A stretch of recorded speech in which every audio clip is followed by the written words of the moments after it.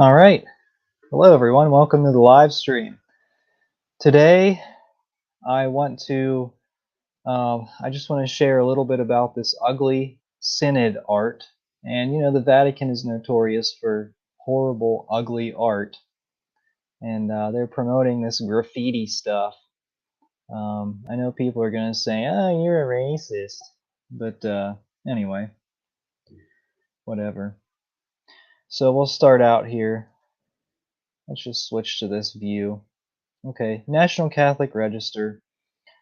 And actually, if you guys have seen Father Mark Goring, if you've seen his recent video, I'm gonna overlap with some of what he said, but I'm also gonna do a little bit of this. I haven't seen a whole lot of people who have posted anything. I mean, people have posted about it on social media, but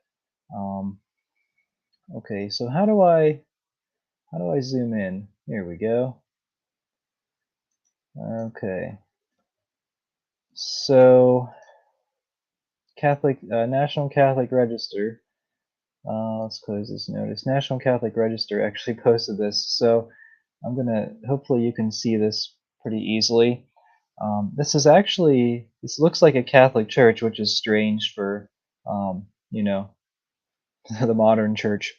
So I don't know what they're planning on intending. I guess you represent a Catholic church to make it look like a Catholic church, but most churches do not look like this on the outside. Okay, there's a bunch of words, and yeah. All right. So what you see here, let's take a look at this. I don't know if you can see this right here with my mouse. What the shirt says, Pride in rainbow colors. Okay, so there you go. And then what the heck is this? It looks like a woman priest with a stool right here. Because see how she has the, see how the outlines of the design look like a woman priest with a headband? Okay. So that's caused a lot of outrage, and yeah. Okay, so let me zoom out. Okay, so Catholic Register, National Catholic Register picked up on this story, and they said like, what's behind the woman priest Facebook post, and it is from the artwork comes from a Philadelphia gathering of college students. It said holy orders should be open to women. So there you go. That's great, right? No, it's not. It's really not. But this was shared on the Synod of Bishops Facebook page. I don't know if they shared this on Twitter or not, but I'll show you what they did share on Twitter. And this is September 24th. And this is what Father Mark Goring was talking about. So hopefully, let me check and see how well you can see this. Yeah, okay, I think you can see this pretty well. A bunch of words, active listening. There you go. A bunch of buzzwords. Accompaniment. Now this actually isn't the full picture because it looks like some of these words are cut off. Diversity, liturgy. Okay. All right. So this is pretty embarrassing. All right. Let's go to the next one. This is the one that Father Mark Goring was talking about. So it seems to suggest that on this left side, and he explained this, that the left side is changing to the right side. So he said he made the example exclusion to inclusion. So the ones on the left side are bad, the ones on the right side are good, according to the artist. And the Synod is obviously the whoever runs the Synod social media page is sharing this. At the bottom it says reckless. That's I don't know. I think it's a buzzword of the Francis Church, but it's not Catholic. All right, so let's look at uniformity to unity,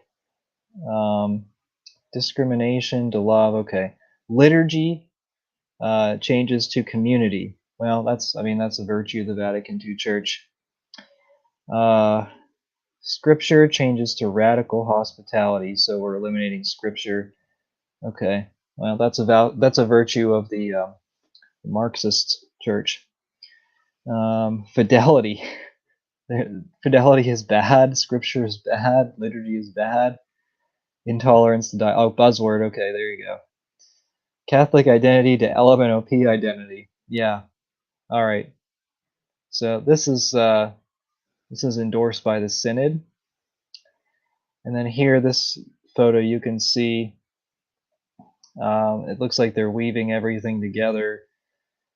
So they have all these different races weaving them together. Okay, I mean, it means it's a pretty ridiculous message. But then you can see here at the end it's cut off, but it looks like it says LMNOPQ plus community. So they're weaving that together with everything. Clearly, this is to promote disordered lifestyle. Now it looks like this looks like sort of building a bridge. And actually, I didn't see these words down here before, I don't think.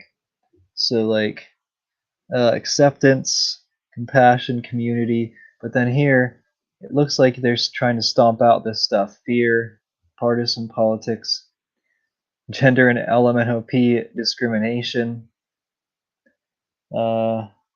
priest biases, exclusion. Okay, so you can tell there's nothing Catholic about this nonsense, and that's what the Synod on Synodality has posted. Okay, do they have anything else? They have a lot of other stuff, but oh yeah,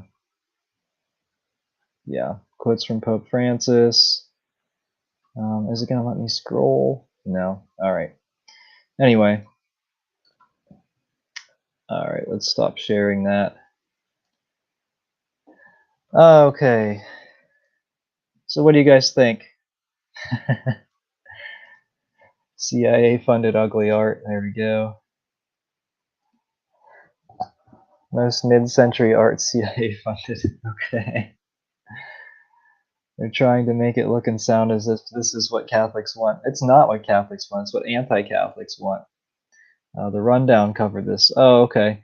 Hey, speaking of the Rundown, what happened with that? I know Mike from Restoring the Faith, he's out. He deleted his Twitter, and Church Militant posted a very very arrogant message in regards to Mike, and they said, we won in court, and they keep I don't want to. They keep trashing his name. All right. Shove down our church. Okay. Is there anything else good on the Synod? I don't know. And National Catholic Register said something about it. Who else? Catholic News Agency ran an article about it, and it's just kind of like the Pontifical Academy for Life. I mean, they're saying things, and you're kind of like, well, it's kind of going down that road. I saw that on CM. I don't know. Yeah. Well, I can't really say much because I kind of like to keep my job. You know, I mean, if you criticize them, then they will come after you and try to tear down everything. Yeah, I think this is kind of what happened. Mike from Restoring the Faith was almost broke. For the sake of peace and his family, he decided to give in and just apologize and end the lawsuits. Yeah, because I think Church Militant, I could cover their financials sometime. They have several $1 million. Is that true? I know they have a few million coming in every year in revenue, and I'm guessing that Mike does not. And so if you have more money, you can keep pushing things.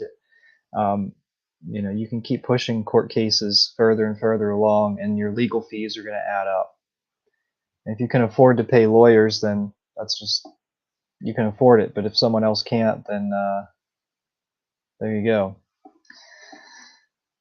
So this turned into a kind of like a discussion on church militant, but it was really about the Vatican Synod on synodality. Now, I don't know.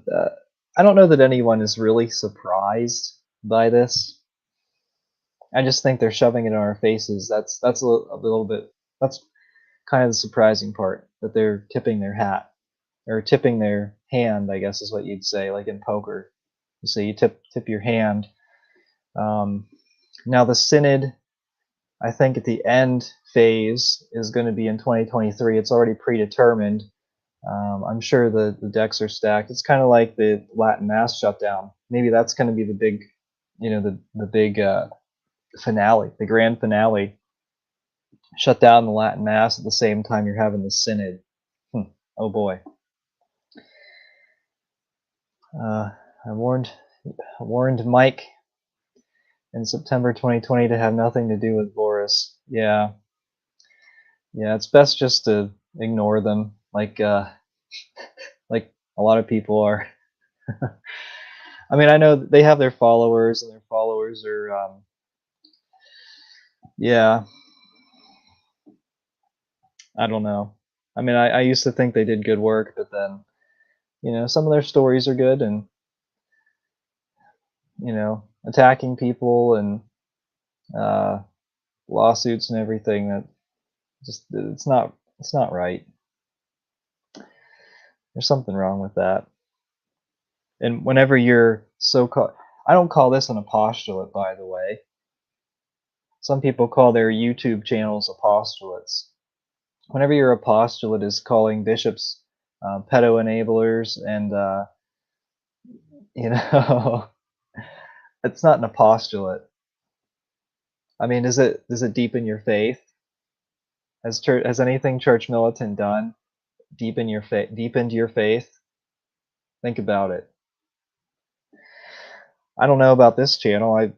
I hope that I've had some kind of impact on your faith, but I'm not going to call it an apostolate. Like, I'm not doing scripture analysis or theology discussions or anything. I'm reporting the news. That's kind of what I'm doing book reviews. It's not an apostolate. It's a YouTube channel.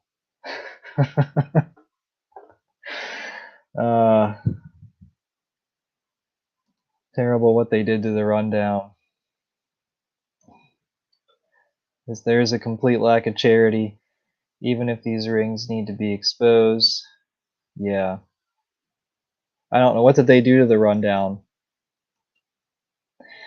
I know that Steve from Sensus Fidelium is, I don't know.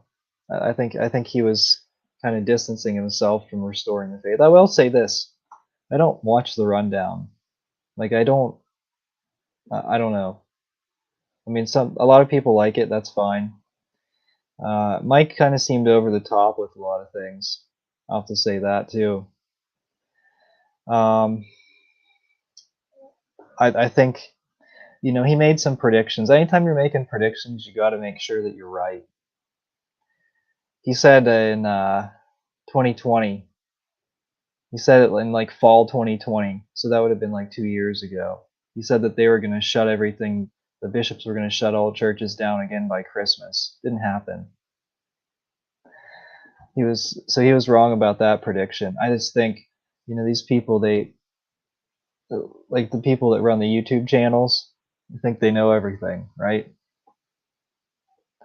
Do I know everything? No. Hopefully I kind of stay in my lane. That's just kind of what it comes down to with these YouTube channels. I talk about the news, and I'm not going to pretend that I know Thomism. I'm not going to teach a class on Thomism. I wish I could record YouTube videos on like the Baltimore Catechism and the Catechism of Trent.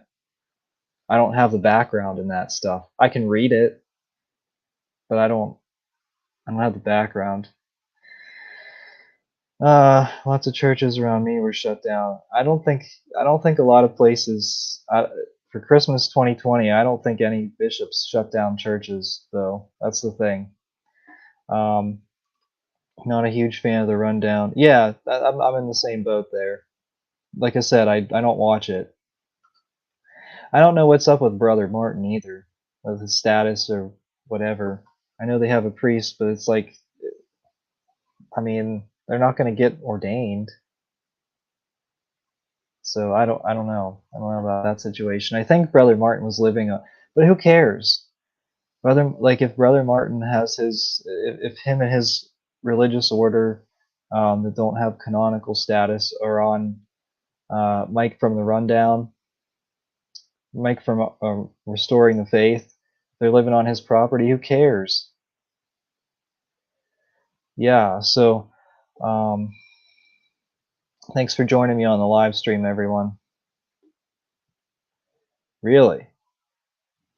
Is your friend still in their community? This is interesting information because their community is very secretive. There's no information about like how many members or how many priests. I think there's one priest.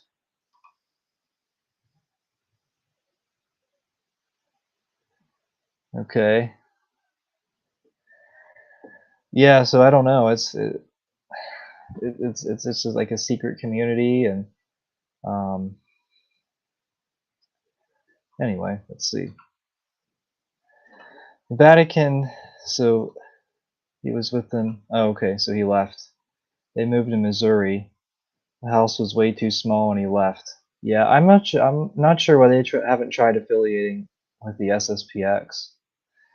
I mean, wouldn't you think that they would kind of accommodate them? I know he doesn't want to go through seminary again, but I mean, he was kind of kicked out of a diocesan seminary for being too traditional. So, oh, you can contact Father John. Okay, well, I guess, yeah. So, thanks for joining the live stream, everyone. Yeah, they're independent. I know. Yeah, they are independent, but I mean, you're not gonna. What kind of bishop's gonna do? Like, which bishop would do ordinations? Would it be public ordinations, or it's weird. I think they're in Missouri now. They moved to Florida. Yeah, I think they're in Missouri because they were in Florida. They moved a bunch of different places. I think they had something in New England, and then they didn't, and then they moved to Missouri and asked the bishop after they moved to Missouri if they inquired about canonical status. In this type of culture, you're not going to get much cooperation with bishops. And actually, Church Militant, I believe, I don't want to say that. Someone seemed to pass along information to the bishop of in Missouri, where in the geographical confines of that diocese, someone passed along information about Brother Martin's order without the bishop actually talking to Brother Martin or the order. Someone passed along negative information to the bishop.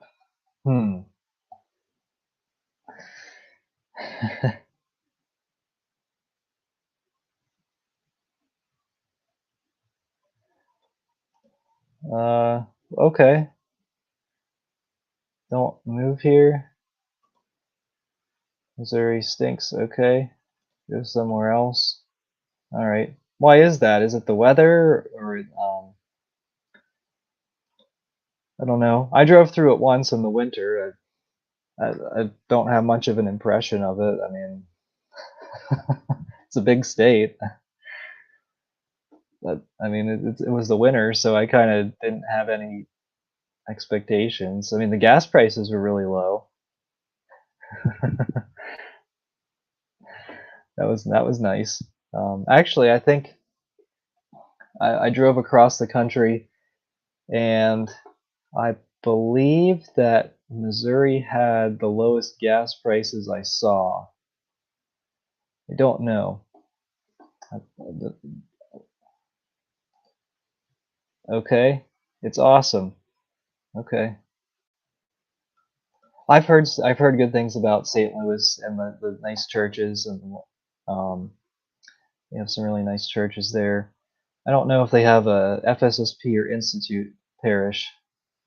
Oh, well, I mean, you would want us to move, because then that would, skew the numbers in your favor, right? You just don't want the leftists, the radicals, to move there. Anyway, uh, Latin masses, yeah.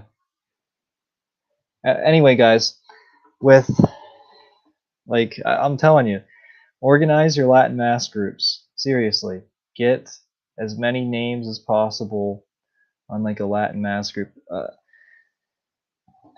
If you attend a diocesan parish, institute, FSSP, get an email list. Just get as many contacts as possible, because next year it's possible they may try to shut stuff down. They may try to shut down Latin masses in particular. So do that. Okay. They have 4 Latin mass parishes, including institute. Oh, cool. SSPX Chapel, 30 minutes. I'm reduced to online. Sorry about that.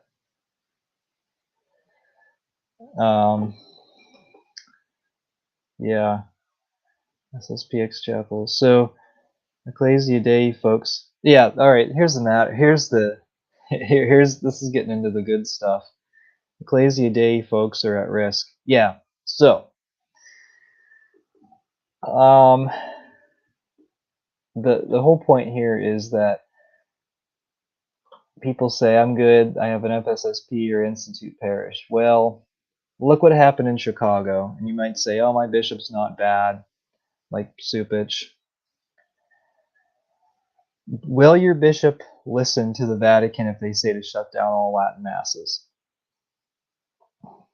Are you sure that your bishop won't listen to the Vatican? I think right now there's maybe about 5 bishops who may push back on that. But 5. If you're not one of the 5 bishops, if you're not under one of the 5 bishops, and even them, I'm not sure.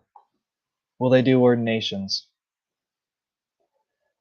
Your bishop isn't bad until he's replaced.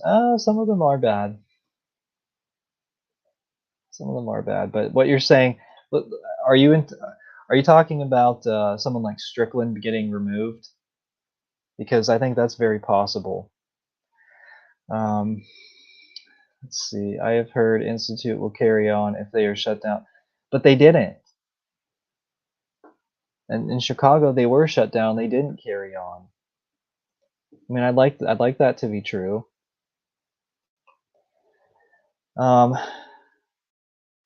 How about Archbishop Cordileone? Let me see I'm going to try to find exactly what he said. Archbishop Cordileone. He recently tweeted something. Let's see if I can find his Twitter, because I want to show it to you.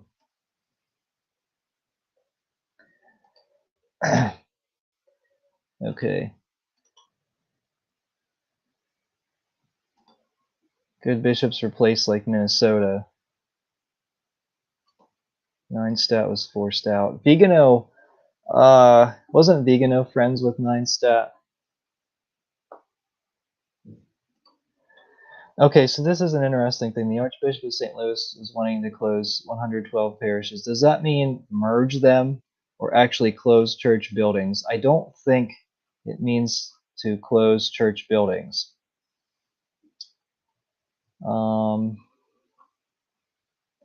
I guess I need to log into Twitter. Oh, all right.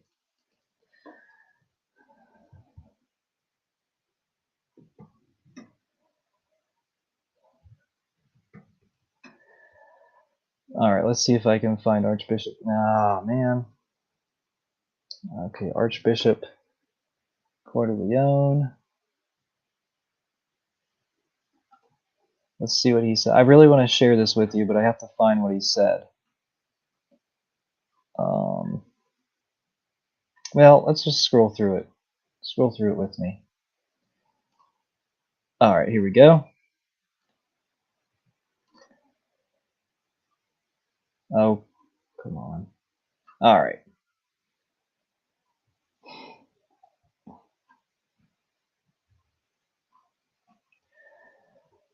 Okay.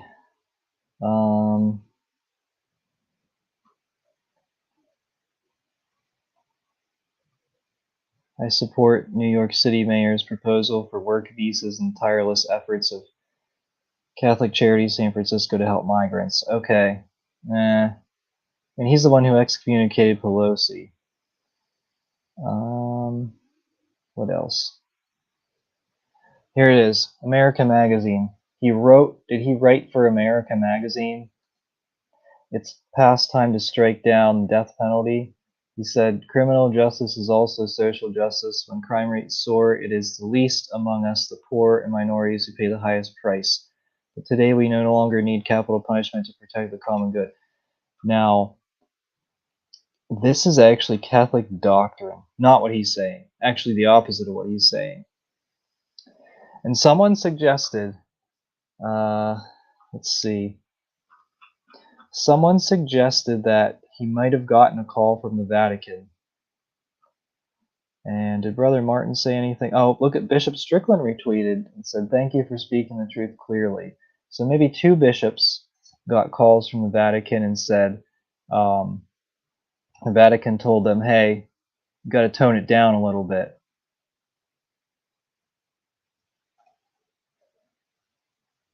So anyway, that's what's going on there.